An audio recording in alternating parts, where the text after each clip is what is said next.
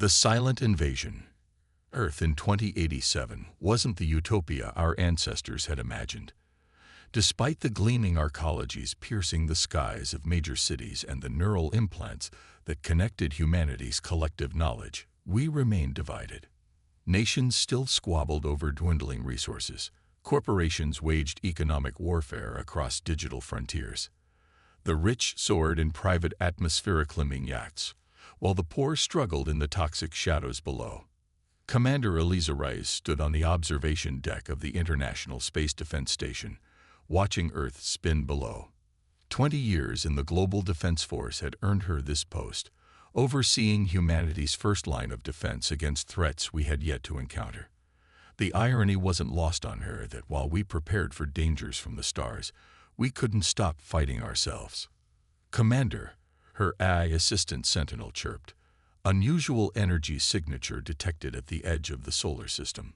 Eliza's augmented pupils dilated as the holographic display materialized before her. Classification: unknown. It doesn't match any known cosmic phenomenon in our database. She tapped her neural implant, connecting directly to the station's advanced sensors. The signature was unlike anything she'd seen, a rippling distortion moving against the starfield, heading directly toward Earth. "Alert Protocol Omega," she ordered, "and get me a direct line to the Security Council." By the time the Security Council convened, the object had resolved into a massive vessel, smooth and crystalline, reflecting the sun's light like a perfectly cut diamond. It decelerated into Earth orbit without any detectable propulsion system, positioning itself precisely over the North Atlantic. For 72 hours, it remained silent. Earth's nations scrambled their defenses. Religious zealots proclaimed the end times. Markets crashed, then stabilized. Then, as suddenly as it had appeared, the ship broadcast a message to every screen, speaker, and neural implant on the planet. The being on screen was humanoid but clearly alien, tall and slender with paper-white skin and eyes like liquid silver. Its voice resonated with an almost musical quality. "People of Earth, we come in peace. We are the Vex Dominion, travelers from a system you call Kepler-62. We seek cultural exchange, mutual learning, and alliance. We have observed your species for decades and believe you are ready to join the galactic community." The message continued, offering technological advances beyond human imagination, cures for diseases, unlimited clean energy, faster than light travel. All they asked in return was permission to establish cultural centers in major cities around the world, places where humans could interact with Vex representatives and learn their ways. World leaders, desperate for solutions to Earth's mounting crisis, embraced the visitors. Within weeks, gleaming Vex embassies rose in 37 major cities. Humans lined up by the thousands for the chance to interact with our new alien allies. Dr. Maya Chen wasn't convinced. As the head xenobiologist at the Pacific Science Institute, she had expected to be among the first scientists invited to study the visitors. Instead, the Vex politely but firmly declined all requests for biological samples or detailed scans. "They're hiding something," she told her colleague, Dr. Sanjay Kapoor, as they reviewed the limited data collected from public Vex appearances. "The whole world is embracing them, Maya," Sanjay replied, gesturing toward the television, where the UN Secretary-General was signing yet another cooperation agreement. "They've already helped reduce carbon levels by 15% with their atmospheric converters." "Yes, but have you noticed the pattern of disappearances?" Maya pulled up a global map on her tablet. Over 2,000 missing persons reports in cities with Vex embassies in the past month. That's triple the normal rate. Sanjay frowned. "Correlation doesn't equal causation. Tell that to the families of the missing."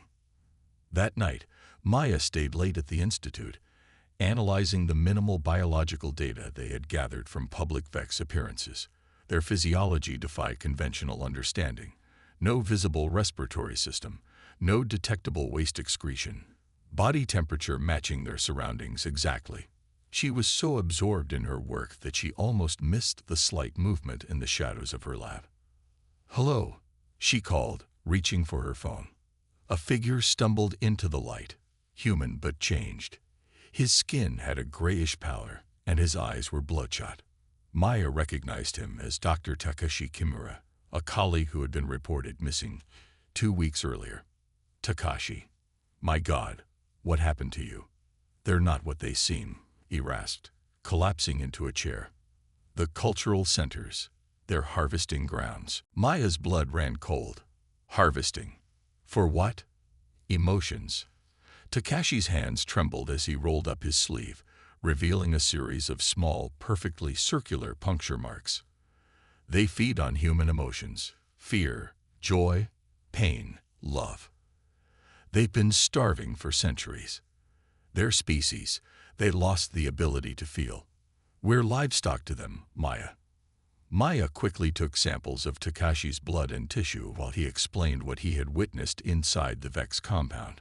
Hundreds of humans in suspended animation, their brains stimulated to produce specific emotional responses, while the Vex extracted the resulting neurochemicals. They only took some of us at first, testing which emotions tasted best.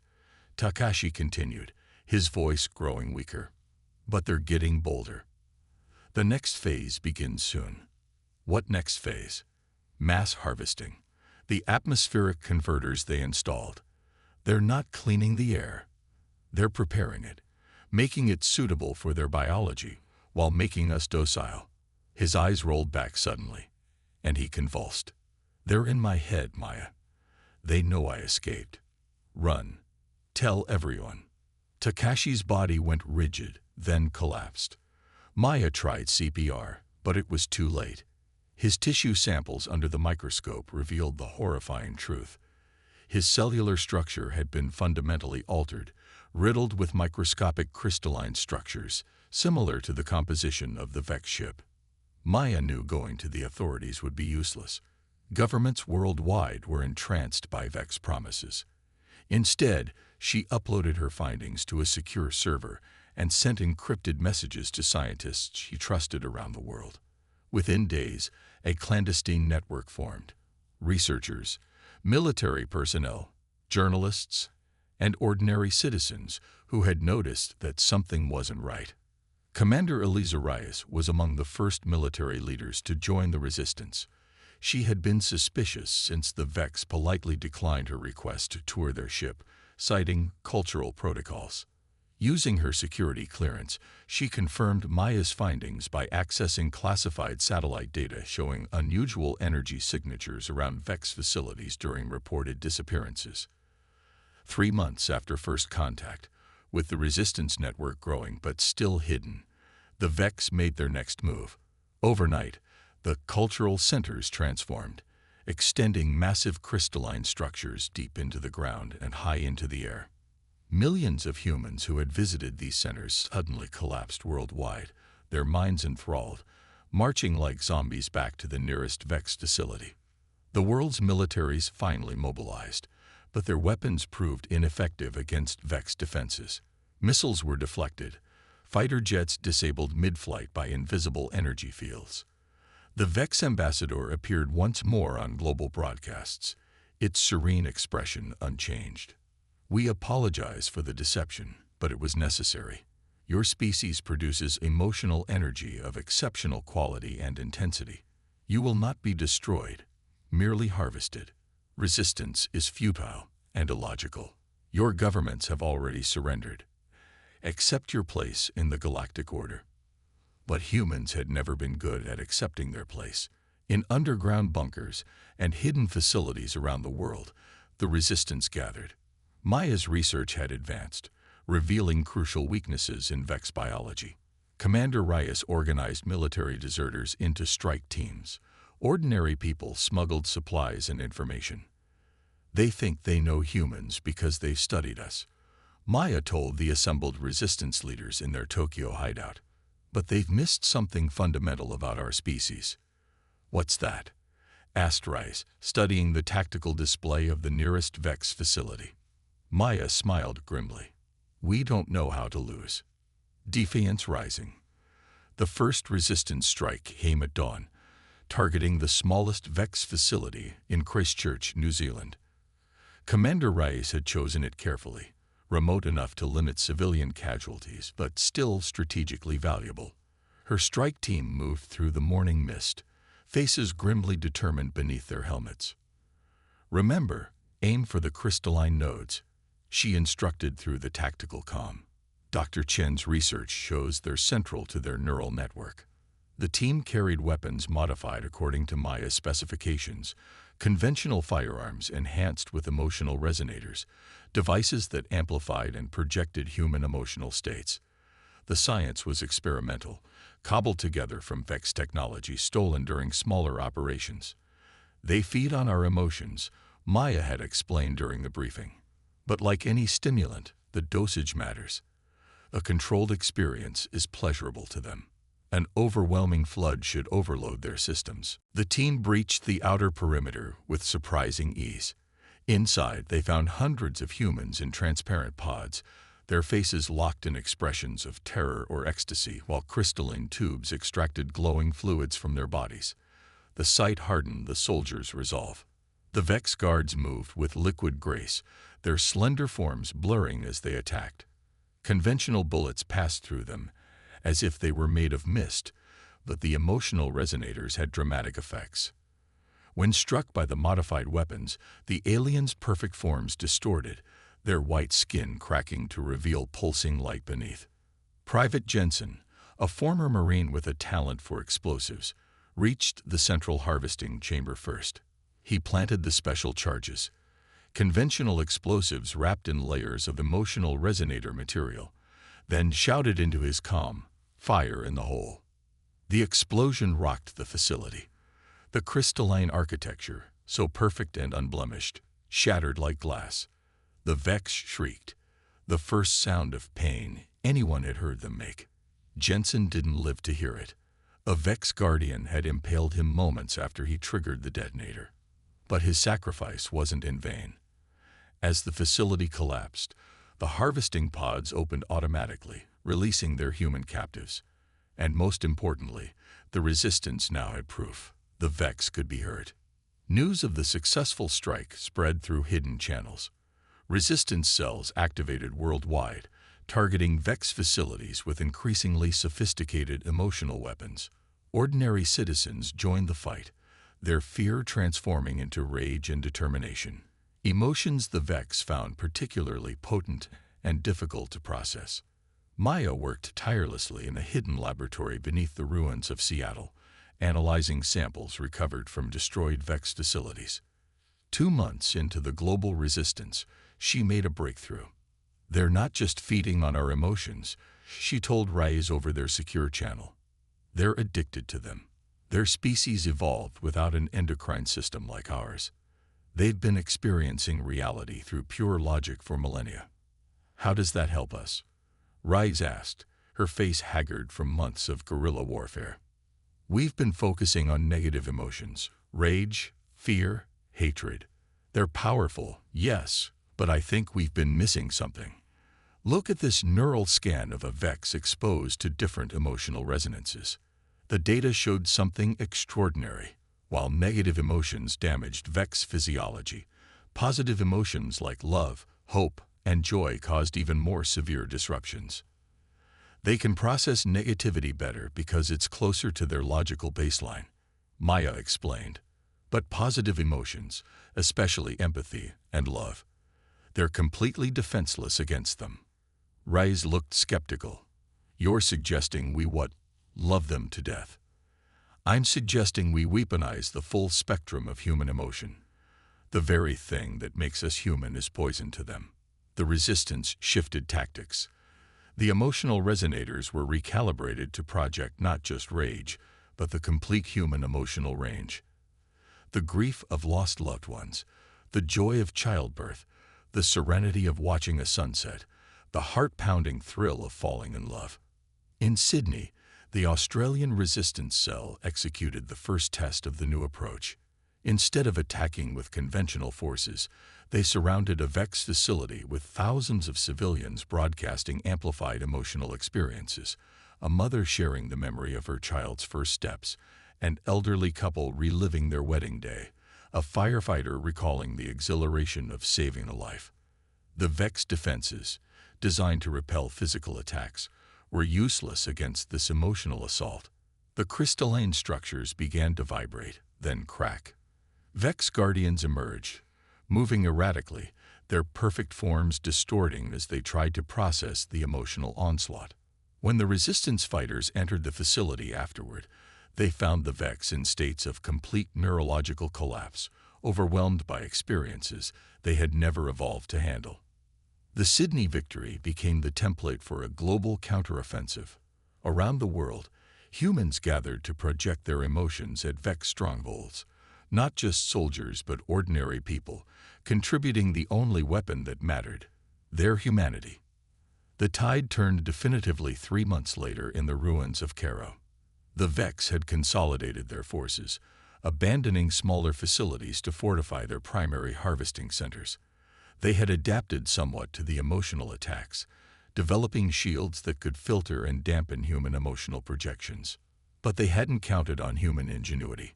Maya and her team had developed what they called an emotional fusion bomb, a device that captured and stored thousands of emotional imprints, then released them in a synchronized burst of overwhelming intensity. It contains the emotional experiences of over 10,000 volunteers, Maya explained as the device was prepared. Every peak human experience we could record, from artistic ecstasy to spiritual awakening, from parental love to romantic passion. The Cairo operation was nearly a disaster. Vex defenses were stronger than anticipated, and half the deployment team was killed before they could reach the optimal detonation point. In the chaos, Maya herself had to carry the device into the heart of the Vex command center. As Vex guardians closed in around her, she activated the emotional fusion bomb and closed her eyes, prepared to die for the cause. The detonation wasn't physical but psychic, a wave of pure human emotion that rippled outward like a tsunami. The effect on the Vex was catastrophic. Their crystalline bodies shattered like glass, unable to process the concentrated emotional energy. The central harvesting facility, a tower of alien technology that had dominated the Cairo skyline, collapsed in on itself. Maya survived, protected by a curious phenomenon. The emotional bomb had overwhelmed the Vex central intelligence to such a degree that it had broadcast a counterwave, briefly amplifying human emotional resilience instead of harvesting it. The Cairo victory broke the Vex offensive capability. Within weeks, resistance forces reclaimed major cities worldwide. The remaining Vex retreated to their orbital vessel, which had remained untouched throughout the conflict. For 7 days, the ship hung silent in Earth's orbit. Then, a final message was broadcast, not to world leaders but directly to the resistance. "We have miscalculated," the Vex ambassador stated, its perfect appearance now marred by visible cracks in its crystalline form. "Your species possesses qualities we cannot comprehend. We sought to harvest your emotions, but we cannot control their impact on our consciousness. We withdraw." The massive vessel departed as mysteriously as it had arrived, accelerating beyond tracking capabilities within minutes. In the aftermath, humanity began rebuilding. The Vex had left behind advanced technology that, once understood, would propel Earth's development forward by centuries. More importantly, the invasion had accomplished what centuries of human history had failed to do. It united our species against a common threat. Commander Rice, now General Rice of the Unified Earth Defense Force, stood with Maya on the rebuilt observation deck of the International Space Station, watching their homeworld spin below. "Do you think they'll return?" Rice asked. Maya shook her head. "No. They'll warn others about us. In their language, Earth will become synonymous with danger. Because we defeated them. Because we reminded them of something they'd forgotten in their evolution toward perfect logic," Maya replied. "That emotion isn't weakness, it's power. They wanted to feed on our humanity, but they never understood it." Ray smiled, looking out at the stars. "Poor aliens. They picked a fight with the one species that doesn't know how to lose." Earth's first contact had been a baptism by fire, but humanity had emerged stronger, more united, and ready for whatever the universe might throw at us next. The Vex had intended to harvest us. Instead, they had awakened us to our greatest strength, the very emotions they had sought to steal.